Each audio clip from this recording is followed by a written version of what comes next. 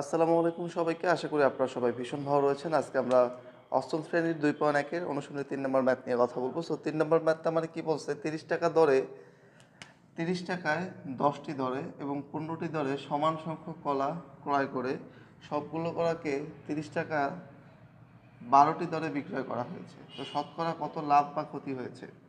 দেখো, ক্রয় করার সময় যখন আমরা ক্রয় করছে তখন ৩০ টাকায় একবার কিনছে সে হলো ১০টি এবং ৩০ টাকায় একবার কিনছে ও ১৫টি। ওকে, এইখানে প্রতিটির দাম পড়ছে ৩ টাকা, এইখানে প্রতিটির দাম পড়ছে ২ টাকা। তার টোটাল ও দুইটা কিনতে খরচ হয়েছে কয় টাকা? ৫ টাকা। ওকে, এবার ও ৩০ টাকায় কতটি বিক্রি করছে? ১২টি। ৩০ টাকায় যদি ১২টি হয় তাহলে একটার দাম কত? এটা দ্বারা যদি ভাগ করি তাহলে একটার দাম কত টাকা পড়ছে, যত টাকা সেটা আমরা বের করব। ঠিক আছে, এবং তারপর আমরা দুইটির মূল্য কয় টাকা পড়ছে সেটাও বের করব। যদি সেটা সমান হয় তাহলে আমরা বলবো লাভ বা ক্ষতি কিছুই হয় নাই, বাট সেটা যদি বেশি হয়, বিক্রয় মূল্য বেশি হয়, তাহলে আমরা বলবো লাভ হয়েছে। আর যদি দেখি বিক্রয় মূল্য কম বাট ক্রয় মূল্য বেশি, সেক্ষেত্রে আমরা কি বলবো? ক্ষতি হয়েছে। সো আসো দেখি শুরু করা যাক আজকের ম্যাথটি। প্রথমে আমরা লিখবো ৩০ টাকায় ৩০ টাকায় কতটি? ১০টি দরে কি কিনলে? কলা ক্রয় করলে।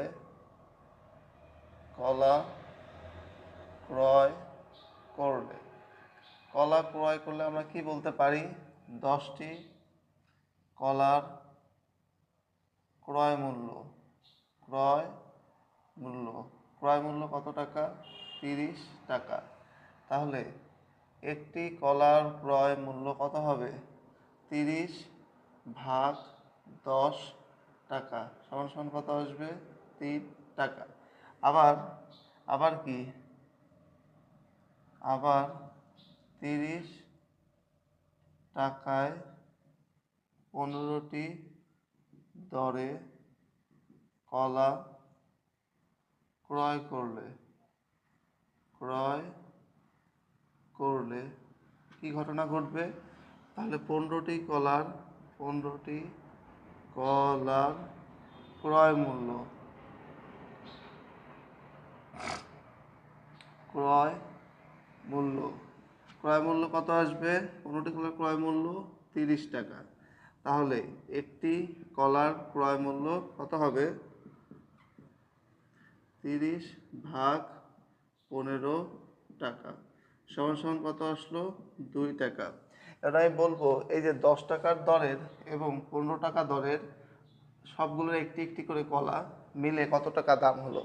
আমি লিখবো ১০ টাকা দর, ১০ টাকা দরের একটি ও ১৫ টাকা ১৫ টাকা দরের একটি কলার একত্রে ক্রয় মূল্য একত্রে ক্রয় মূল্য একত্রে ক্রয় মূল্য কত আসবে?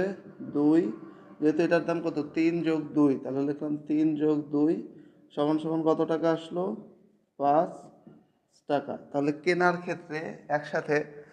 ক্ষেত্রে আমার দুইটি কলার ক্রয় মূল্য পড়েছে ৫ টাকা। দুটি কলার ক্রয় মূল্য কত এসেছে? ৫ টাকা। এখন যেহেতু সে বিক্রয় করছে ৩০ টাকায় ১২টি দরে বিক্রয় করলে আমি লিখব ৩০ টাকায় ১২টি দরে কলা বিক্রয় করলে একত্রে এখানে হবে দুইটি কলার দাম।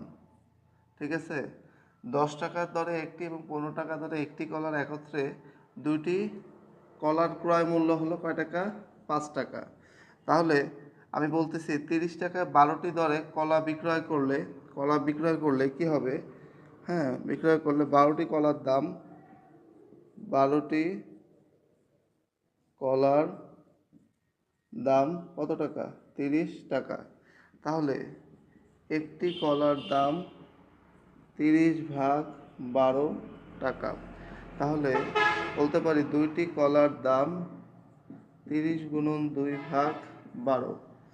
১২ কে ১২, ২ কে ২, 6 দুগুণ 12, 6 একে 6, 5 6 30, তাহলে কত টাকা আসলো? 5 টাকা। তাহলে আমরা দেখতে পাচ্ছি যে দুটি কলার ক্রয় মূল্য 5 টাকা, আবার দুটি কলার বিক্রয় মূল্য 5 টাকা। যেহেতু ক্রয় মূল্য এবং বিক্রয় মূল্য সমান, সেহেতু লাভ বা ক্ষতি কোনোটাই হয়নি। আমরা কি লিখব? যেহেতু দুইটি কলার ক্রয় ও বিক্রয় মূল্য সমান, ক্রয় মূল্য ও বিক্রয় মূল্য সমান, তাই লাভ বা ক্ষতি কোনোটাই হয়নি। লাভ অথবা ক্ষতি কোনোটাই হয়নি। আশা করি এই যে পর্যন্ত আমাদের ম্যাথটা ক্লিয়ার। সো এই ছিল বেসিক্যালি আমাদের 3 নাম্বার ম্যাথ। এখানে কি করছে? 30 টাকা দরে 10টি করে কলা কিনছে, আবার 30 টাকা দরে কয়টি করে কলা কিনছে? 15টি করে কলা কিনছে। হ্যাঁ, এবং বিক্রি করার ক্ষেত্রে সে কি করছে? 12টি কলা সে বিক্রি করছে 30 টাকায়। এই ক্ষেত্রে দুইটি কলার দাম আসে 5 টাকা, এবং বিক্রয় করার ক্ষেত্রেও দুটি কলার দাম আসে 5 টাকা। যেহেতু উভয় ক্ষেত্রে দুটি কলার ক্রয় মূল্য 5 টাকা, বিক্রয় মূল্য 5 টাকা, অতএব লাভও হয়নি বা ক্ষতিও। সো এই ছিল আজকের ভিডিও। দেখা হচ্ছে নেক্সট ক্লাসে। সে পর্যন্ত সুস্থ থাকবেন, সুন্দর থাকবেন। আল্লাহ হাফেজ।